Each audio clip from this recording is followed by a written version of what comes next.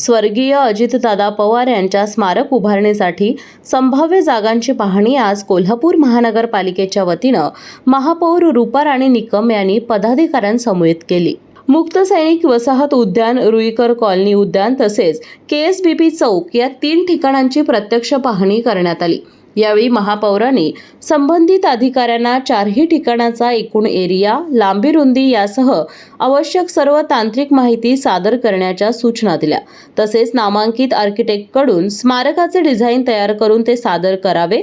त्यानंतर जागेच्या ठिकाणाबाबत अंतिम निर्णय महासभेत घेण्यात येणार असल्याचं त्यांनी सांगितलं।